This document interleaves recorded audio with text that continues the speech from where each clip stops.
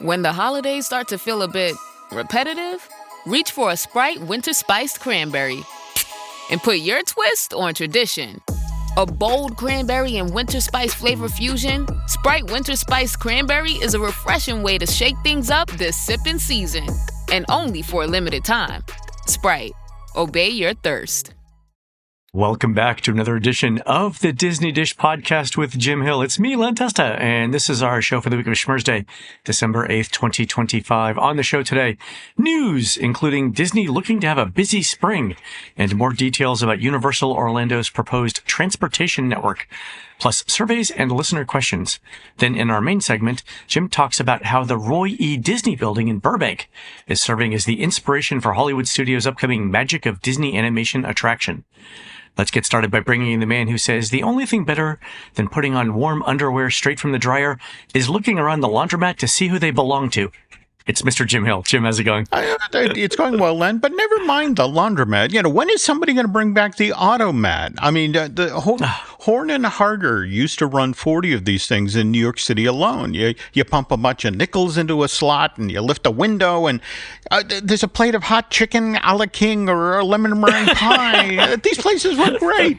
Jim, I think a lot of our listeners, especially the younger ones, are going, what's a nickel? Well, there we go. There we go. And more to the point, the automat, the last of these, disappeared in 1991. But I actually got to it before, well, it was turned into a Burger King, where, ironically enough, you still get stuff through a window. It's now just the drive-through window. We've substituted one set of windows for another. Oh, there we sad. go. There we go. But anyway, what's interesting is that on the heels of the pandemic, the whole notion of contactless food came back. And what's interesting is that a bunch of automat-like restaurants debuted in Philly in 2023. And, well, to be honest, you and I are probably headed there early next year because of that Universal Parks exhibition that's being presented at the Franklin Institute. And oh, right, yeah. All right, well, I know what we're doing for a side trip. I know we're getting breakfast anyway. There we go. I wonder, Jim, if we could combine the best of historical automats and the best of modern technology and have someone deliver our automat food via Uber Eats. Yes, carry it the whole 5 feet from from the window to the table. Yeah. All right. There's a labor savings device. There we go. All right. Okay. Jim, let's do a quick shout out to our subscribers. Thanks to everyone who subscribes to the show over at patreon.com/Jim Hill Media, including Dana Snyder, Danny Lee, Disneyland Thomas, Dory, Dwayne Solly, and Eric Perchsey. Jim, these are the wardrobe cast members at Disney's Animal Kingdom who dress up one set of animals to fill in for another group that's going on vacation. Their recent work includes a waterproof pantsuit with slimming matte crepe fabric that allowed the hippos to stand in at the Otter Grotto while the otters were out of town. True story. This answers so many questions because I have never seen that bulgy an otter in my lifetime, and it's just sort of like, well, it's the matte crepe with slimming. I actually looked this up before I wrote it, so Okay. All right, folks, on to the news. The Disney Dish News is sponsored by UnlockMagic.com from our friends at DVCRentalStore.com. The holidays are a time to get together with your family and then realize you need to be far, far away from some of them, like Disney World far away. So visit UnlockMagic.com to find special discounts on Disney theme park tickets for 2026. I just saved 10% by getting my Jollywood Nights tickets from UnlockMagic.com, and the process is really easy, and I recommend it. All right, on to the news. Jim, some news coming out of Disney World is that we've got reopening seasons now for Big Thunder Mountain and Buzz Lightyear. Disney says that they're going to reopen in the spring of 2026. So that's what, March, April, May? March, April, May. Okay, cool. April, May, June, something like that? Yeah, fantastic. Also, Disney mentioned that there's a Bluey meet and greet coming to Conservation Station. I'm a little surprised this isn't going into Animation Courtyard or, Walt Disney Studios, which is what they're talking about it now as. Is What's your take on this? Well, I mean, realistically, Animation Courtyard, for its transformation into the magic of Disney animation, I mean, what, 2026, 2027? And look, Disney wants Bluey in the parks yesterday. I mean, if, for example, we should also mention that Bluey is coming to Disneyland, I want to say debuting in March, a stage show. Right, in the Fantasyland Theater, right. And it's based on Bluey's school. We'll have Bluey, Bingo, the Grannies, Chattermax, and the Unicorns. There'll be activities including Keepy Uppy. So but that seems to be more permanent, whereas this seems to be more temporary. Well, let's also, not overlook the obvious here. Sometime in the next 3 months or so, Dinosaur goes down to be transformed into Indy. And so this is a park, even though they've just opened Zootopia, Zoo Better together, is about to lose some significant capacity. So the notion of bringing Bluey, and more to the point, putting Bluey in a place where you got to take the train to get over to Conservation Station, so technically there's a ride experience.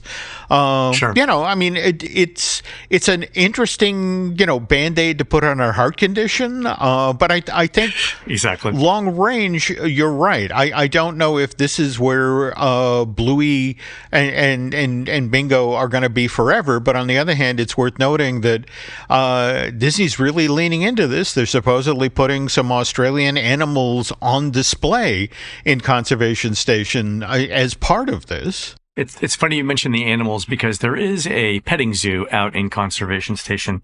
So when I was talking to Laurel about this, I was like, it seems like a little bit of a stretch for Disney to put Bluey in Conservation Station because it's the very back of the park. But if you had a really hot property and you had a park with limited capacity, it's kind of where you would put it if you didn't care about theming or anything else. And Laurel's response was that Animation Courtyard with the livestock and the Bluey is going to smell like a Texas prom, all animals in desperation. And I thought that was great. All right. No, that's a great line. I apologize immediately to all our listeners in the Lone Star State, but that's still a great line. Oh my God. The people in Oklahoma are looking around like, oh, you said Texas, right? Okay. Anyway. There we go. All right. And then also Flower and Garden Festival. We've got dates. It's March 4th through June 1st, which I believe is one day earlier on both sides than 2025. That's probably a calendar thing. Also, we're going to get Mandalorian and Grogu and Smugglers Run by May 22nd and Soarin' Across America by Memorial Day, May 25th. So, Jim, June is looking to be pretty busy in Walt Disney World. Wow. Well, especially going into, that summer to have all of that stuff suddenly come online. Going to be an interesting set of billboards driving up, out of the airport, toward I-4. Right. We're also getting a Rock and Roller Coaster starring the Muppets, which Disney's confirmed is going to open for summer. So I think, the spring and summer look good, but winter, Jim, December, January, February, still looking a little sparse. And that might be why Disney just announced a new Visa cardholder discount that runs from January 4th through February 10th, including $99 a night rates at Disney's All-Star Sports Resort. So the rack rate is $149 here. So the discount's 34%. And I note, Jim, that the current Spring into Magic discount for those days is only 10% off. This is 34% off. Yeah, I think you kind of nailed it. There's a concern about those 3 months. Though, just to double back to Muppets Rock and Roller Coaster, Jim Schul yesterday just shared that Studio C has gone down well ahead of the close of that attraction. And supposedly that's because it's going to take a little longer than expected to put the animatronic Penguins and Scooter into the pre-show. So this was effectively the buy-off. They shut down the pre-show to have the time to load in the animatronic figures, but the attraction itself will still stay up till, they're saying, mid-January. Yeah, that would make sense. They need to get through the Walt Disney World marathon period with those attractions. I'm a little surprised that they shut down just the pre-show. Can you remember the last time a ride redo or retheming shut down the pre-show without shutting down the ride? Well, what's interesting about this is Jim was telling me this is actually a carryover from the Disney or the Walt Disney Studios Paris version of Rock and Roller Coaster. That show basically did not have a pre-show or much of one. And so over time, what the Parisian employees would do was that you'd enter the pre-show, and at the exact same moment, they'd throw open the door for the exits like, yeah, you don't want to watch this. Get in line. Keep moving. Keep moving. Huh, how about that? I noted that, so we had somebody run through the queue of and the ride of Rock and Roller Coaster yesterday, and it looks like Disney's already removed some of the stage-used Aerosmith artifacts from the post-show scene. So there used to be a microphone in the post-show that had scarves wrapped around it, and from our friend Jim Scholl, Jim said that those were actual scarves from Steven Tyler's personal collection. Yeah. And those have been removed, so hopefully those are in the archive somewhere. Well, and the funny thing about that story is that evidently Steven Tyler had an assistant that every time they went to a new, city to perform, he'd send that assistant out to get new scarves. And evidently Steve bought his stuff at Ann Taylor, so it was... You know what? He's got a lot of Kohl's cash. Whatever. It's fine. It works for me. There's nothing wrong with Ann Taylor. There we go. Yeah. There we go. All right, Jim, a little bit of news over at Universal. Two things. First, Universal Orlando won 3 prestigious Theo Awards at IAAPA a couple of weeks ago, and we need to talk about that. So they won for Outstanding Achievement in Theme Parks with Epic Universe, with Ride Experiences for Harry Potter and the Battle at the Ministry, for Attraction, which is Monsters Unchained, the Frankenstein Experiment, and then for Theme Park Land, which is How to Train Your Dragon, Isle of Berk. So all of those, I think, are well deserved. What do you think, Jim? Oh, no, absolutely. And another award well worth mentioning, the Buzz Prize this year was actually given to longtime Universal creative lead Dale Mason, who... Oh, congratulations, Dale. It was lovely to be there at the ceremony and watch, all of his compatriots from Universal Creative stand up and give him a standing O. So, it was a nice evening. Yeah, it was much deserved. I mean, those are all fantastic things that they've done. Mm-hmm. All right, Jim, a couple of weeks ago on the show, we mentioned that Universal Orlando's Special Improvement District had put out a request for qualifications posting for a transit improvement project. And lo and behold, Jim, you can actually email the special district and ask for a copy of that RFQ, which is what I did. I got it last week, so let's go over it here. Mm-hmm. It's many hundreds of pages long, but I'll give you the gist of it. What Universal is looking for is companies that have completed a large transportation improvement project in the last 15 years with a budget of at least $25 million. And that company also has to be able to get a bond of $75 million. So that tells you the scope of this project is fairly large. Okay. The interesting things, though, the end of the RFQ shows the areas that Universal wants connected through this transportation system. And there are 3 phases. They're labeled phases 1, 2, and 3, and each of them have different colored dots on the map. And I've put a copy of this in the show notes. So phase 1, Jim, links the Helios Resort to the Epic Universe parking lot and the Terra Luna Resort across the street, along with the current transportation depot, which is in the northwest of the Terra Luna. It's on basically a field to the northwest of Terra Luna. So that's not by itself a huge thing, but it does get people from Helios to Terra Luna and back, right? So if you wanted to go around Epic Universe, the parking lot, using transportation instead of walking, you could do that. What's fascinating when you're actually on the ground there at Epic, and I finally got there last month, this doesn't seem like a whole lot of distance when you're looking at Google Earth or that sort of thing, but when you're on the ground there, it's like, yeah, that's a hike, so I get why they want to do this. Well, here's the interesting thing. So the first 4 stops in phase 1, they're all right around Epic Universe. Mm-hmm. But phase 2 links that transportation depot in phase 1 to Endless Summer Resort and then on to City Walk. That is... And that's a distance. That's miles. Well, yeah, that's really interesting. What's fascinating about that, though, Len, is I remember talking with somebody at Universal, and they had timed the buses leaving Endless Summer over to City Walk. And what was interesting is they were able to make the trip over to City Walk faster than the bus that left from Cabana Bay. Oh, yeah, it's like 7 minutes. I've done it. Like, if you get the lights, it's probably 5. Yeah. So, but just the fact that they want to be faster than that, or they, says a lot. Right. So that's phase 2. So phase 2 will link Endless Summer, City Walk, and Epic Universe.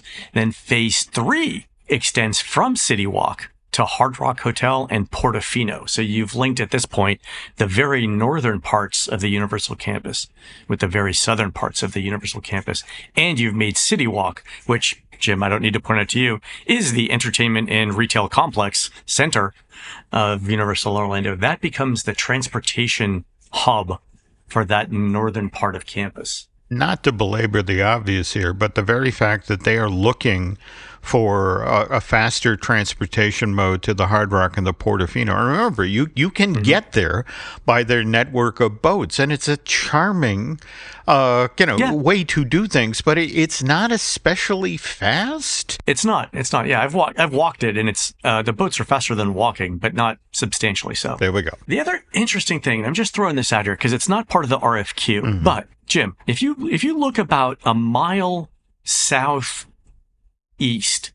of Epic Universe, you get the Orange County Convention Center.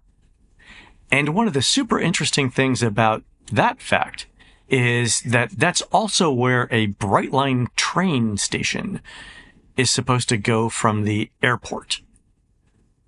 So you could technically have a Brightline train station from the airport, stopping within a mile of Universal, where they're already building a transportation network to get you to Epic, which would get you to City Walk, which would get you to the northern part of the resort. So you could have, I'm just saying, Jim, the phrase multimodal transportation network comes up quite often in the show notes. Yeah.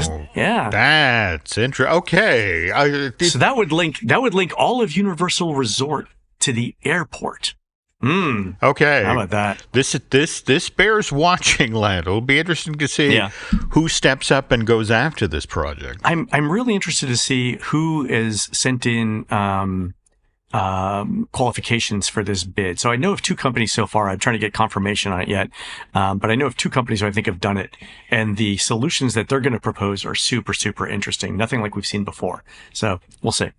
All right, quick survey. An anonymous listener sent in a Universal Orlando Resort survey asking about vacation packages. And there are 3 questions here that I wanted to go over. The first one was, prior to booking, did you see any special pricing, for example, starting from XX dollars on tickets, hotels, or packages when researching your trip to Universal Orlando? And of course, your answers are yes, no, and I'm not sure. Then the next question was, if you hadn't been able to purchase a vacation package, how likely would you have been to stay at a Universal Orlando on-site resort? And it goes from definitely would have to definitely would not have. And then the last question was, would you have added on Volcano Bay as part of your Universal Orlando ticket purchase? Yes or no? And I love these questions because it tells Universal a couple of things. One, did the discount marketing get people in the door?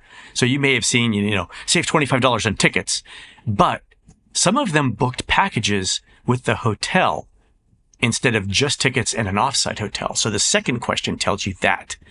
And then some of them went to Volcano Bay and bought tickets, even though that might not have been the first thing on their mind when they actually started researching the discount. So this, I think, is a way for Universal to say, does our advertising of discounts have add-on or knock-on effects for purchasing packages or water park tickets that we don't even advertise, but that people add on? So it's sort of like this. It's sort of like a hidden incremental spend. You're not wrong. You're not wrong. And face it, we are in that window of time when, face it, the past year, Universal, especially Universal Orlando, has been pushing Epic Universe. Yeah. And the notion is that at some point you have to pivot away from promoting the new park back to promoting the resort as a whole. Oh, yeah. Something like this where, they're just looking to dial in exactly, what are people responding to and taking that into consideration as they build the next series of ads for the resort. Oh, that makes sense too. Okay, that all makes sense.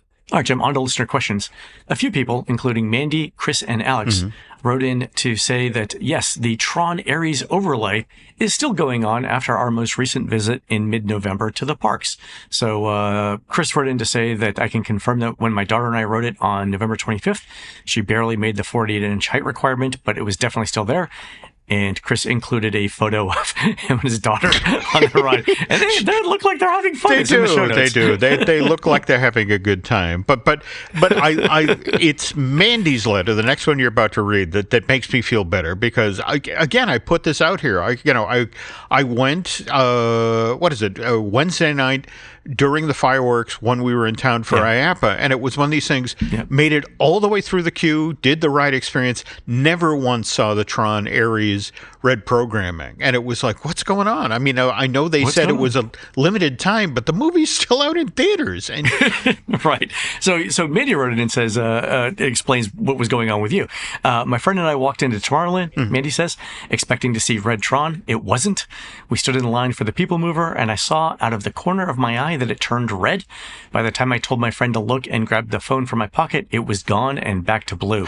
Later, we were stuck on the People Mover between Monsters Laugh Floor and Buzz Lightyear. This time my friend got to see it and I could grab a quick pic. We monitored it afterwards while spending time in Tomorrowland. A rough guess is that it lasts 15 to 30 seconds every 5 to 10 minutes. You've got better odds than seeing Bigfoot, but definitely not the promotion that we expected. And Mandy threw a photo in her email too, and we've got it in the show notes. Now, this is different, right? I mean, previously it had stayed red and had the Tron Ares programming for the full day. Am I wrong? If you say so, Jim. Okay. Yeah, I don't know. Yeah, I've only seen it at a distance. I haven't seen it up close. I got to go back and look. Hopefully, when I go back next week, it'll still be there. Okay. Our last email is from Jacob, who we met at IAPA, and Jacob did a great presentation on how theme parks can expand their menus to include non-alcoholic drinks, and a couple of his points he shared with us. Non-alcoholic beverages will be a $1 billion industry by the end of this year, growing 22% year over year. 92% of non-alcoholic buyers also purchase alcohol-containing products. They don't replace, they add. And that alcohol consumption is at a 90-year low. And almost 36% of 21 and older Gen Z are choosing not to drink for health and social media reasons. So data suggests that this isn't caused by people shifting to other things, but more people believing that even moderate drinking can adversely affect health. So that was super interesting. And then Jacob later was on a panel discussion around artificial intelligence in theme parks, and he came up with this AI-generated drink, which he said I can share with you guys, so I'm going to do this now. It's called the Binary Bliss. It's a harmonious blend of classic and futuristic flavors. Binary Bliss is an ode to the symbiosis between humans and machines. It's gin infused with rosemary and lavender, elderflower liqueur, freshly squeezed lemon juice, homemade honey syrup, a dash of orange bitters, egg white for texture, and a sprig of rosemary. And it would pair well, Jacob says, with herbed goat cheese crostini. It sounds lovely. It does. By the way, I also want to thank Jacob because he shared when we were together on the floor some interesting information about the Warner Brothers London Harry Potter studio tour attraction and how they are really stepping up their butterbeer game. They're actually introduced the idea of butterbeer flights, where you get, classic cold butterbeer. You get a a butterbeer cookie, or a butterbeer cupcake along with a scoop of butterbeer ice cream. So it's like, you can put yourself in a diabetic coma with just one dessert, folks, right there. With just one flavor profile, 6 different ways. I'm waiting for butterbeer zero. Do you remember when Pepsi did Pepsi Clear? Oh, yes. It was the clear soda that looked like Sprite but tasted like Pepsi. Yeah, and look how long that lasted. Yeah, I know. This is it might still be available on eBay. I'm sure some of our listeners probably have cans stuffed in somewhere. All right, we do actually have one more email. It's from Bobby, who says this, and this was super interesting. We're annual pass holders, and we have reservations for the Magic Kingdom on December 30th and Epcot on December 31st. The answers we're finding are mixed. Can we leave in the middle of the day to nap at our resort and come back later, even if the park has reached capacity?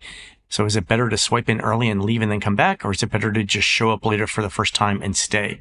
If we choose just to come later and the park has reached capacity, are we still able to get in with a reservation? All right, so the parks haven't done a phased closure since before the pandemic, and that's mostly because, as everyone knows, the reservation system is designed to avoid that scenario. So it's unlikely, Bobby, that you're going to be locked out of the park if you have a reservation. Also, I note that annual pass holder reservations for New Year's Eve in the Magic Kingdom are now gone. So if you wanted to see the fireworks as an AP holder in the Magic Kingdom, December 30th is now your best bet. But let's just say, hypothetically, nobody leaves the parks for an entire day. How did the parks used to handle phased closures? All right, so here are the series of steps the park will go through to limit guests. First, guests with one-day tickets won't get in. So, Bobby, you're still fine there. Then guests coming in from another park won't get in. So if you're park hopping, you don't get in. And then after that, every subsequent phase limits entrance. So the next phase says cast members with main gate and silver passes don't get in. The next phase after that only allows Disney Resort guests, annual pass holders, guests with park hoppers coming in for another park, guests re-entering the park, guests with dining reservations, guests with other reservations for like Bibbidi Bobbidi Boutique, and so on. That's phase 2. Phase 3, the only people allowed in are Disney Resort guests, AP holders, guests with dining reservations, and guests with reservations for Bibbidi Bobbidi Boutique. So, Bobby, you've got an AP and you're staying on site. That would get you into a phase 3 closure for sure, even if it comes to that, and it's not. So you should be fine no matter what. Wow. Okay. I mean, I will say this much, though, having done New Year's Eve at the parks once. I mean, it's, look, you got to be realistic. You're not there to ride rides. You're lucky if you get to attend a few shows while you're there. You're there for the experience. Yeah. You're there to be there with humanity for, because you'll never see crowds like this again. And more to the point, you need to be realistic about, hey, New Year's is over. I'd like to get back to my hotel. And it's like, well, that's going to be a 2 or 3 hour long process, and hope you can walk to the Epcot Resort. There we go. Hope you're staying there. Yeah, there we go. Yeah. The thing that I would suggest though, Bobby, and it wasn't in your email, but I'm just going to throw it out there. Bring either a backup battery for your phone if you're staying all day, or some charger cable and wall socket outlet, because you're going to need it. And I would actually prefer the battery because wall sockets are probably going to be hard to find. So big battery. Yep. One that can power 3 or 4 phones. All right, folks, so we're going to take a quick commercial break. When we come back, Jim tells us how Robert A.M. Stern designed Disney's animation building. We'll be right back.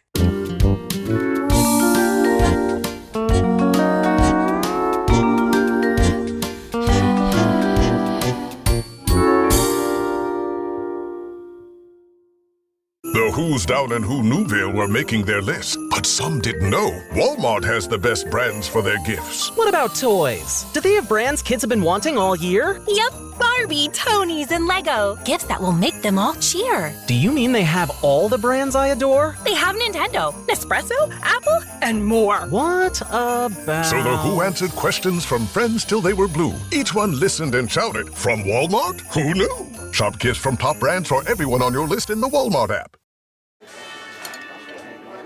Hey, the vibes are slipping. I think it's time to bring out the Velveeta shells and cheese. The holidays are a time to go all in on indulgence. Headline your meals with the rich, creamy meltiness of Velveeta shells and cheese and satisfy your holiday cravings like no other. Bring that main course energy to your side dish. Celebrate extra with Velveeta these holidays.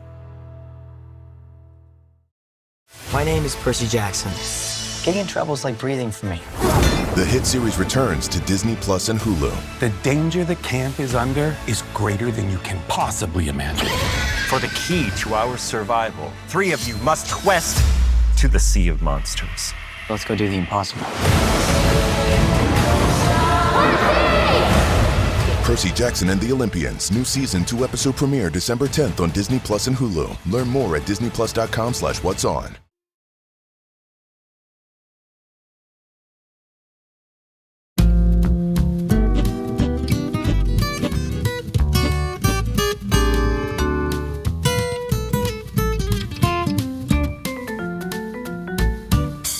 And we're back. All right, Jim, when you say Robert A.M. Stern, I immediately think Celebration Post Office. Well, as you should, because Robert A.M. Stern and his company did, the master plan for Celebration. The community at full build-out. In fact, there's now 3,500 homes and apartments there. Is that correct? Oh, way more. We're actually doubling the size of Celebration. We're expanding to the west of World Drive now. Like big expansion past the high school. Yeah. I did not know that. Okay, well, the reason Len and I are bringing up Robert A.M. Stern is, we lost him late last month. In fact, November 27th, at the age of 86, and.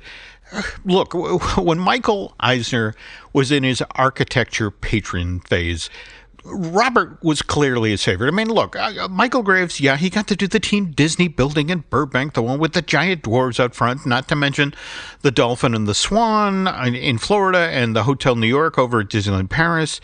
But, to be completely honest here, it was Robert A.M. Stern rather than Michael Graves that Michael offered a seat to on Disney's board of directors back in 92, and Stern accepted it and happily served through 2003. And the other thing, look, Robert got special opportunities. For example, in the 1990s, he got to design resorts on both sides of Crescent Lake, the body of water just outside of Epcot's International Gateway, past the Skyliner station. So he did the Yacht Club with its 635 rooms that opens November 5th of 1990, and the Beach Club with its 576 rooms that opens 2 weeks later on the 19th, November 19th, 1990. Whereas the Boardwalk across the other side with its 378 rooms and 530 vacation villas, that doesn't come online till July 1st of 96. And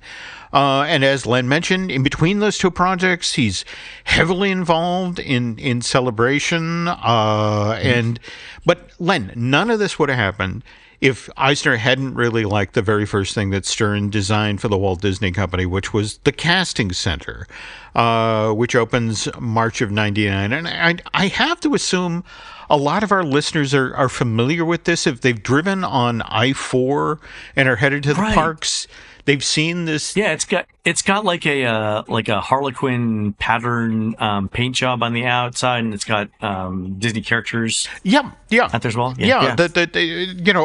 A lot of locals call it the Argyle Sock Building because of the diamond paint. But what was interesting is that this thing got built at an explosive time of growth at Disney. You got to remember, the studios was, in fact, this thing opens March of 89. What is it? 5 weeks later, the studio opens, and after that, there are all those hotels and that sort of thing. And Disney's going to need bodies, to staff all of these things. And whereas the previous casting center, Len, it was located backstage behind the Magic Kingdom, or a far off corner of the resort. In fact, the old joke was if you could find the casting center, they had to give you a job. All right, you win the prize. You made it to the end of the maze, and here you go. You get to sell popcorn. So what Disney felt like they needed for this next era of growth is they need first of all, a state-of-the-art casting center, more to the point, a centrally located building that was easy to find, and something that even from the outside said, Disney World looks like a fun place to work. You want to work here. Anyway, that was supposedly the guidance that Eisner gave Robert A.M. Stern and his team. And, so what they ended up doing was designing the building. Well, it's actually inspired by the Doge's Palace in Venice, Italy. And that makes sense. Yeah. Okay, but here's the thing, Len. I've always loved this little detail about what Stern did with this building. They decided to include the Bridge of Sighs, which, for those of you who don't know, this is a famous bridge across a canal in Venice. But just to be specific, this bridge is what connected the interrogation rooms at the Doge's Palace to the Venetian prison that was on okay on the other side of the canal. And so and as the story goes, the prisoners, as they were taken out of the Doge's Palace and being walked across the bridge, they would see the beauty of Venice around them before they were taken back to their prison cell, and they would sigh. So again, it's outside. It's the Bridge of Sighs. And so I just always thought it was interesting that the Walt Disney Casting Center references a world famous prison, as if to warn would-be employees. You're walking in from your car into work. You take one last look inside. You go, there we go. Before you go inside. There we go. A lifetime of hard labor ahead of you if you agree to work for the mouse. And, because remember, they literally tell you that in cast member training. We work while others play. So. Oh, wow. All right. So anyway, Eisner really, really likes Robert A.M. Stern's work. So much so that Michael actually has Robert's company design his family's 5-acre estate out in Malibu. This place, compound, commanding view of the Pacific Ocean, features 9 buildings, Len, 16 bedrooms, 28 bathrooms, and an on-site movie theater. And by the way, only just recently came on the market for a paltry $225 million. Oh, where's my checkbook? There we go. There we go. But now, when it is decided that the Disney company's animators will return to the Burbank lot in the early 1990s and get a brand new building to work out of, Eisner, I know just the guy I want to work on the structure. And Stern, by the way, delivers a handsome new building that, just like the Walt Disney Casting Center built at the edge of I-4, makes a visual statement. But was it a great place to make animated films? Not really. And we'll get to that part of the story in a sec. But first, this. Here's my 30-second story with Guinness. As soon as my sister and I get home for the holidays, we don't even unpack. We head straight to our pub. The bartender already knows our order, Guinness and fries. We laugh all night, catch up with old friends, and walk home with faces sore from smiling. It's one of my favorite nights of the year. That was my 30-second story with Guinness. Guinness Draft Stout. Please enjoy responsibly. Imported by Diageo Beer Company, USA, New York, New York. This episode is brought to you by McAfee. I found this great place to stay this weekend. Click on the link and book it. Oh, wow. McAfee alerted me that this site is fake and even blocked it. Cyber criminals create fake sites to steal your passwords and financial data. McAfee identifies and blocks these sites to keep you safer online, so you can book your trip without worry. Learn more at McAfee.com/online protection. I had that dream again. My small business needs to hire, but I don't use LinkedIn, and I hire wrong.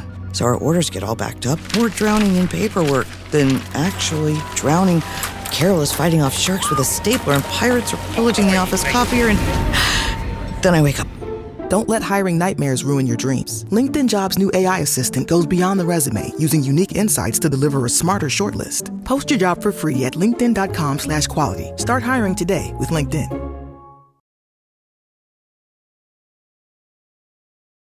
And we're back. All right, so folks, Len and I were just talking about how Disney's animators made a triumphant return to the Burbank lot December of 1994. How they moved into this beautiful 4-story tall building that Robert A.M. Stern's company had designed and built for them. And Len, it's 240,000 square feet, room for 700 artists, animators, and support staff. It's right across the street from the classic Disney lot along Riverside Drive. And as I mentioned earlier, it faces a highway. In fact, in this case, it's the 134. And there, in letters 10 feet tall, this cream and red structure proclaims to the world that this is where Disney animation was made, which wasn't the case back in the mid to late 80s, because Eisner, when he took over as Disney CEO in late September of 84, he needed offices on the Burbank lot where stars like Bette Midler, Richard Dreyfuss, Danny DeVito, people that Eisner wanted to come make movies for Disney. He needed places where they could set up their production offices. And so what he did is he had the animators booted out of their purpose-built building that they'd been in for 45 years. Wow. So, I'm sure the employee satisfaction surveys that year were stellar. Oh, absolutely. Especially since, their next home was a crummy old warehouse that was right across the street from Walt Disney Imagineering down in Glendale. And for the next 9 years, Len, they toiled under less than ideal conditions. What year was this, Jim? Well, what year did they move? Starts in 1985, and they don't get to go home till 1994. Now, what's interesting about this, Len, is you suddenly have the starving artist and the Bear Garrett thing going on, because sometimes people need a little hardship to do their best work. A little bit of pain focuses the mind, Jim. That's what my mom used to say. Well, go ahead. There we go. And this is what happened. That, you look at the films that came out of Disney Animation Studio during this time: The Little Mermaid, Beauty and the Beast, Aladdin. These giant blockbusters. I'm just saying, Eisner moves them into a warehouse. He gets 3 hit films. There's a reason why he's got a $225 million house, and I don't. I'm just saying. Okay, there we go. But anyway, all right. Okay. As a reward for this amazing winning streak, Eisner again decides it's high time that the studio's artists and animators return to the Burbank lot and be ensconced in an important building that then reflects their status as a huge creative asset for the company. Now, please note that I use the phrase important building, not purpose-built building. And just like the Walt Disney World Casting Center in 89, Eisner wants something dramatic, something from the outside that makes a visual statement, which, again, I'm being polite here, is a way of saying that the innards of the new Walt Disney Animation Studio weren't exactly conducive to making animated features and shorts. In fact, Len, there is this great bit of video from Dream On Silly Dreamer, and that's the 2005 film that looks back on the sad collapse of Disney Animation Studios in the early 2000s. And there's a guest who's, at the opening night party for the new animation studio, and as he's touring the brand new facility, has heard, hot mic catches him saying to the effect of, "Geez, this place looks like a postmodern gas chamber."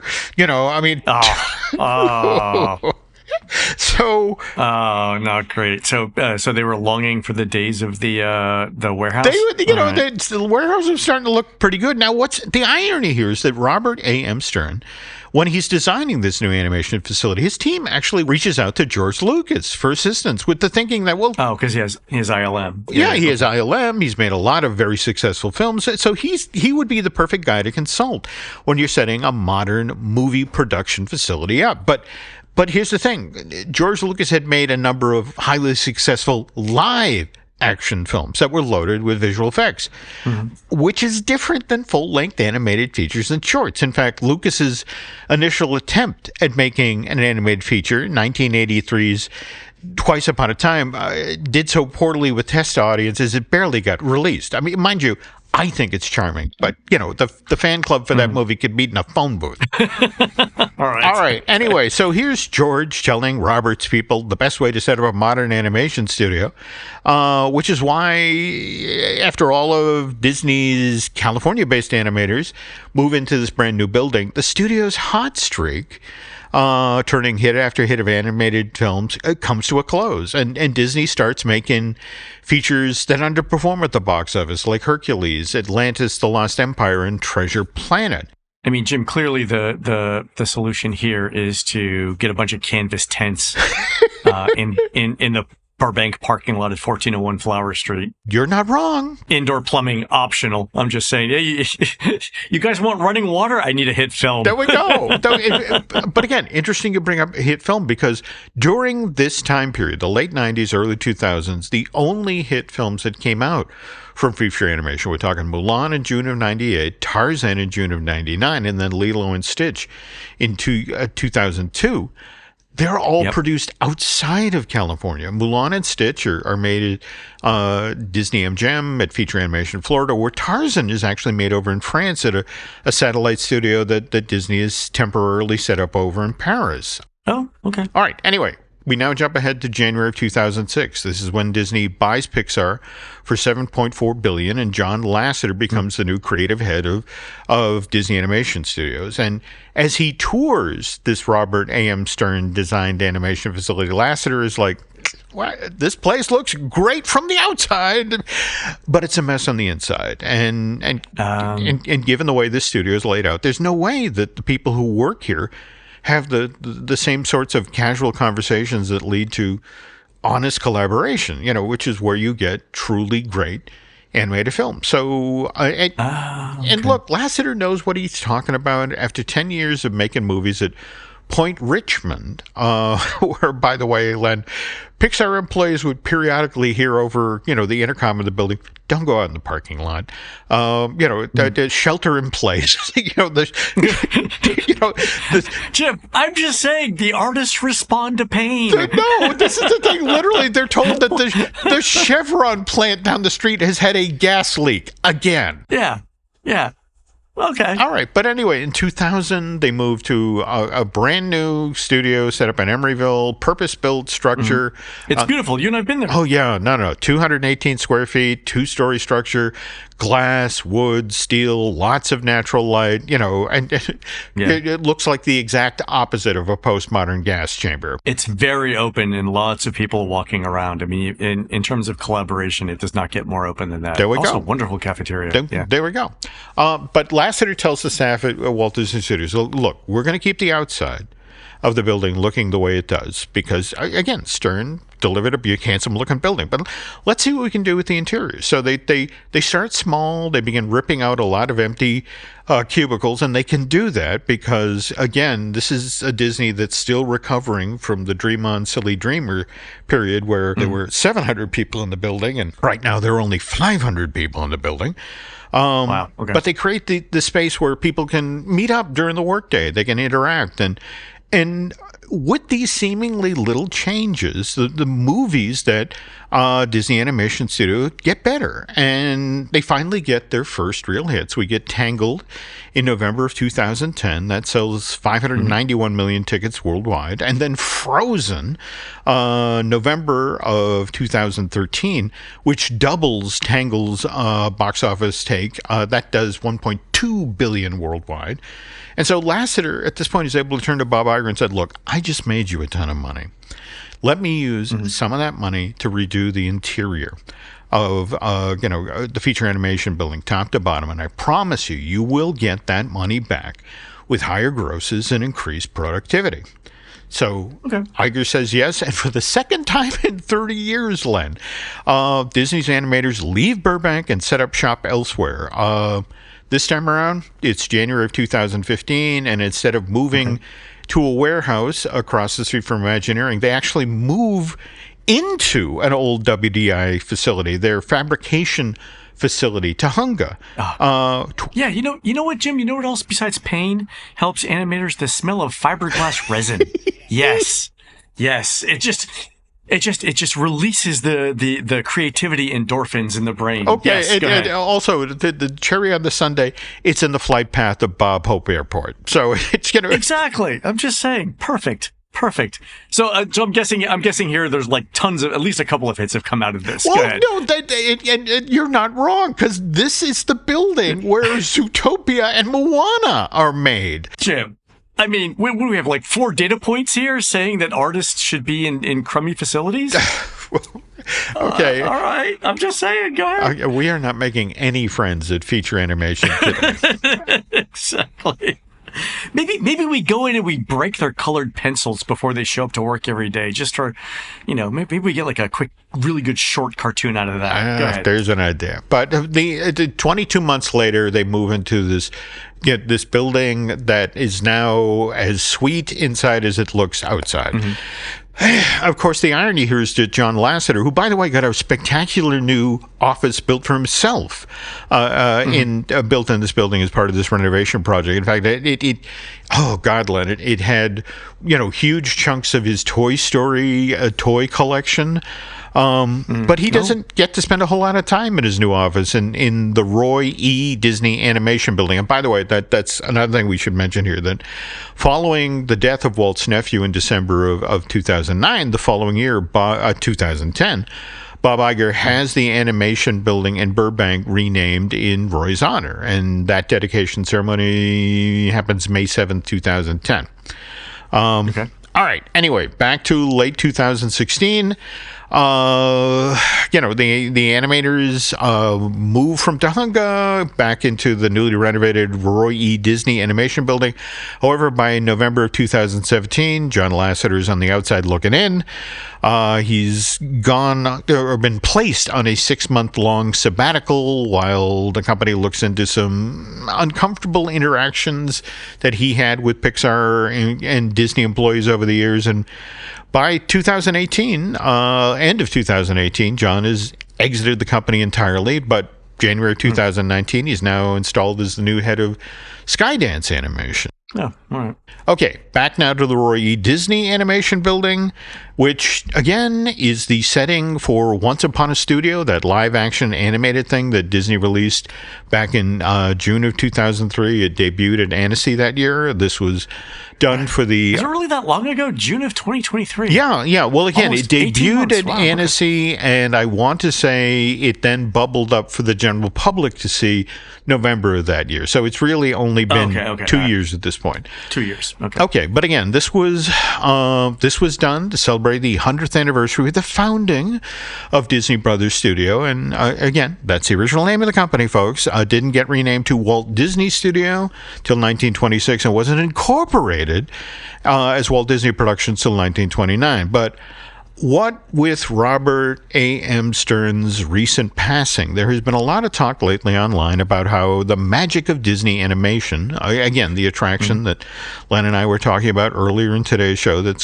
supposedly going to open late 2006, early 2027, will be set in a building that looks a lot like that new animation studio that Stern delivered to Michael Eisner back in December of 94. And which I say, well, yeah, the outside will look like that. But again, when Lasseter had the building gutted in 2015 and 2016, again, he was very respectful of the outside. In fact, they kept the oversized Sorcerer Mickey hat over the building's entrance. And by the way, Len, that's where Roy E. Disney's office used to be in the building. Really? In the hat? In the hat. I wonder what it was like to be in that office and to live in it and to work in it.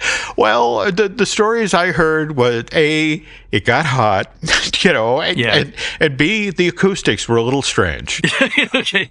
Both of those things probably totally true. Yeah. So, but as for the interior of Disney's Hollywood Studios' new Magic of Disney Animation attraction, look, folks, Robert A.M. Stern had nothing to do with that. All the stuff that you will see inside of the show building will be based on the revamped version of the interior of the Roy E. Disney Animation Building, which, again, didn't debut till fall of 2016, nearly 22 years after the original version of this animation studio, which, again, George Lucas consulted on, first opened. Wow. So if you really, really, really want to get a sense of what the magic of Disney animation will look like and how the thing will be laid out, go watch Once Upon a Studio again. And this time, look past the animated characters and study the live-action backgrounds, because that's the color palette, because they actually shot that short inside of the actual Roy E. Disney building. But yeah, there we go. That's your history of the Roy E. Disney building, and just want to sort of reset people's expectations as to what they're going to get when the magic of Disney animation opens. So the concept art, Jim, for Animation Courtyard shows the Sorcerer's Hat. Do we know what the scale of that is going to be? See, this is one of those forced perspective things. Right. That's why I asked. Yeah. Yeah. I want to say that the one that's on top of the actual building in Burbank is 40 feet tall. And again, it was 40 feet tall because, they needed to put an actual working office inside of it. So the base had to be, really wide. But again, all the stories I've ever heard is you'd go to meet Roy, and about 5 minutes into the meeting, he would sigh and like, let's go stand in the hallway. Would you like some water? There we go. You look a little peaked. There we go. That's fantastic. All right, folks, that's going to do it for the show today. You can help support our show by subscribing over at patreon.com/JimHillMedia, where we're posting exclusive shows every week. Our latest show is on Disneyland's Observatron, and there's a link in the show notes. And there's also a link in the show notes to Jim Scholl's Disney Journey channel on YouTube. On next week's show, Jim looks at the future of Disney's 3D films, including in the parks and in theaters. You can find more of Jim at jimhillmedia.com and more of me, Len at touringplans.com, and also on The Case 4 with Chris Cox, a new podcast where Chris, Jim, and I debate one theme park topic at a time, such as early entry, staying off-site, or the best version of butterbeer. We're produced spectacularly by Eric Hersey and David Gray, debuting their new cartoon, Per My Last Email, about a workplace motivational poster that comes to life at the 22nd Annual Damn Short Film Festival, running February 11th to the 16th, 2026, in theaters all over beautiful downtown Boulder City, Nevada. While Eric and David are doing that, please go onto iTunes and rate our show and tell us what you'd like to hear next. For Jim, this is Len. We will see you on the next show.